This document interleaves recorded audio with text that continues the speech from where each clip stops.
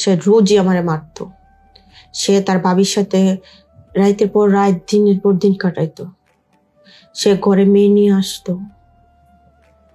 আমার বিয়ে করার মেন উদ্দেশ্য ছিল তার বাবাই করাইছে, সেজন্য এগুলো না করে। সে আমার আগে একটা বিয়ে করছে, ওই ঘরের সন্তানের বয়স আর আমার বয়স এক, সেম বয়স। সে শুধু টাকা উড়াইতো, মুস্তি করতো, ফুস করতো।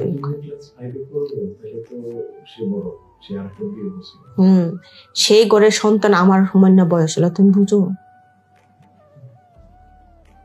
একটা মানুষের মনের একটা মিল আছে, মনে করো এটাও তো অনেক কিছু। শারীরিক সম্পর্কটা না হোক, মনের ইয়েটা হইলেও মনে করো যে একটা সংসার করা যায়। মেম্বারি করছে, কাপাসা কলেজে শিক্ষকতা করছে। আমার বাপে কিন্তু এলাকার বিচার সালিশ সব করে, এরপর আবার ইমামতি করে, আজান দেয়, নামাজ পড়ায়।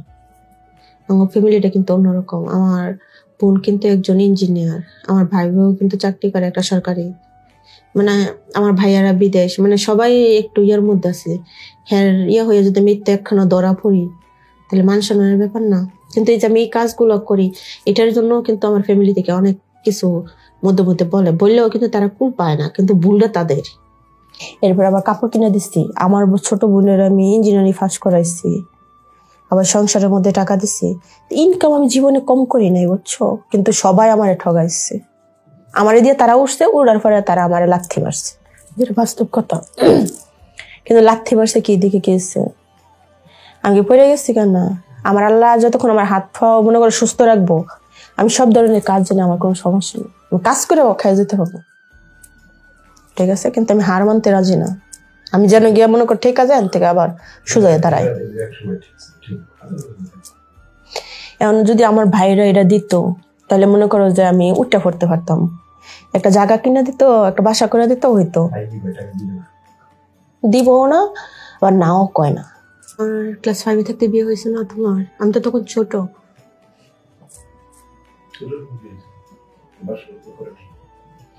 ও নেশা করে আইসা সে একটা রাত করছিল তোমার, একবার করছিল নেশা করে আইসা। এর ছাড়া সে আমার শরীরে স্পর্শ করে না, শুধু খালি এমনি মারতো।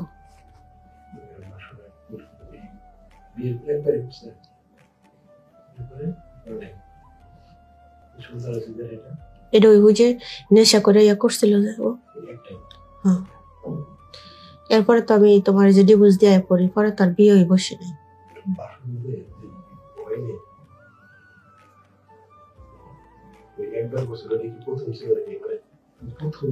এইটাই আমার প্রথমে শেষ তার সাথে। না, এটা করা কেমন হয়েছে, মানে ও তো নেশার অবস্থায় আসছিল, আমরা তো আলাদা আলাদা রুমে, পাশাপাশি রুমে থাকতাম, এক রুমে থাকতাম না। আমি ছোট থেকে এক রুমে থাকতাম না। সে ড্রাইভার আপনার মেন দরজার সামনে দিয়ে গেছে, সে এই রুমে ঢুকবে, তার রুমে না ঢুকা সে আমার রুমে ঢুকে পড়ছে, নেশা বেশি করে ফেলছিল তো। আমার গিয়ে শোয়ার দেখে তার মাথা ঠিকছে।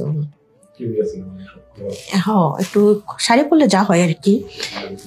হ্যাঁ, সে গিয়ে জাপায় পড়ছে। পরে আমি চেষ্টা করছি তারে সরানোর জন্য, কিন্তু পুরুষ মানুষ না, সে তো আমার থেকে আরো অনেক বড়, আমি ছোট, আমি পারি নাই। আমি শিক্ষার দিচ্ছি দেখা সে আমার মুখ চাপদা ধইরা তার মতো সে কইরা গেছে। সেই থেকে কিন্তু আমার বাচ্চা হয়ে গেছে। আমি কিন্তু বুঝিনি, আমি 2 মাস পরে আমার আম্মারে বলছে, পরে আম্মা বলছে যে তোমার বেবি হয়ে গেছে। ব্যথা তো পাইছে, অনেক কষ্ট পাইছি, রক্ত বের হয়েছে, তোমার মানে একটু ইয়ে হয়ে গেছে, কারণ ছোট না। এটাই তার সাথে আমার শেষ। এরপরে আর লাইফ আমি কারোর সাথে ইয়া করিনি, এভাবে আছে যে। কিন্তু মিডিয়ার ক্ষেত্রে, মিডিয়াতে ঢুকছি পরে মনে করো যে মধ্যে হয় হঠাৎ হঠাৎ এরকমই আর কি।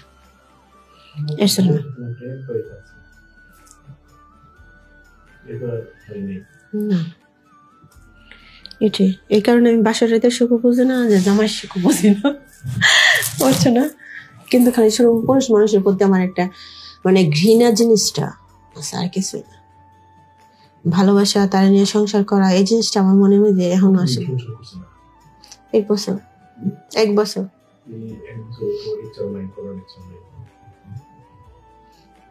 কারণ সেটা তো একটা জন্ম নিতে হবে একটা মেয়ের ভিতরে, তাই না?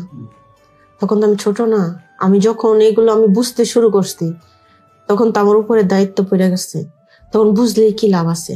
সম্মানের দিকে তাকায় তো আর পারি না কোনো কিছুই। আমি কিভাবে দিব? তখন কি আমি বুঝছি? তখন তো আমি ক্লাস 5-এ পড়া মেয়েটা কি বুঝে? হ্যাঁ, এখনো যদি থাকতো তাহলে তো একটা পুরুষ মানুষে 24 ঘন্টার মধ্যে মনে করে 24 ঘন্টায় দাঁড় করে রাখতাম, বুঝো না? এটা তো সম্ভব না।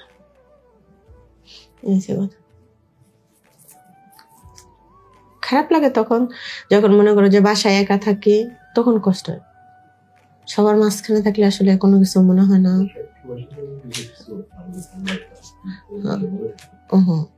আর যখন একা পড়ি, ঘরে একা থাকি রাতে, তখন এই জিনিসগুলা ভাবি আর কিছু।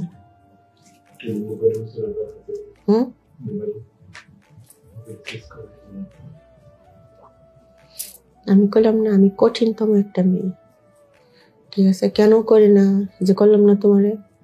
সম্মান জিনিসটা বড়, কারণ আমার বাবা মা কিন্তু 14 বছর মেম্বারি করছে, কাপাসিয়া কলেজে শিক্ষকতা করছে। আমার বাপে কিন্তু এলাকার বিচার সালিশ সব করে, এরপর আবার ইমামতি করে, আজান দেয়, নামাজ পড়ায়।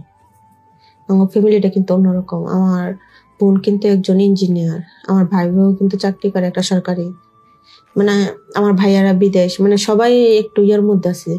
হ্যাঁ, ইয়ে হয়ে যদি মিথ্যে একখানা ধরা পড়ি তাহলে মান সম্মানের ব্যাপার না। কিন্তু এই যে আমি এই কাজগুলো করি, এটার জন্য কিন্তু আমার ফ্যামিলি থেকে অনেক কিছু মধ্যে মধ্যে বললেও কিন্তু তারা কুল পায় না, কিন্তু ভুলটা তাদের, ঠিক আছে? তাদের ভুলের কারণে আমার লাইফটা এরকম হয়েছে, এগুলো তারা কিছু করতে পারে না।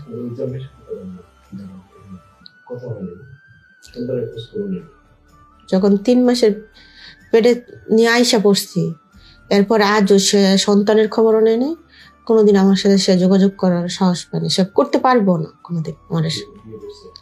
সে বলে বিয়ে করতেছে, ছাড়তেছে, ধরতেছে। কিন্তু আমি কেমন জানো, যে কোনো কিছুই একবার যদি আমার মন থেকে উঠে যায়, সে যদি আমার কোটি টাকাও পরে দেয়, তবু সে আমার মনে বসবে না। আমি ভিক্ষা করে খাবো, সোজা কথা তোমার, আমি ডাইরেক্টলি তোমার বলি।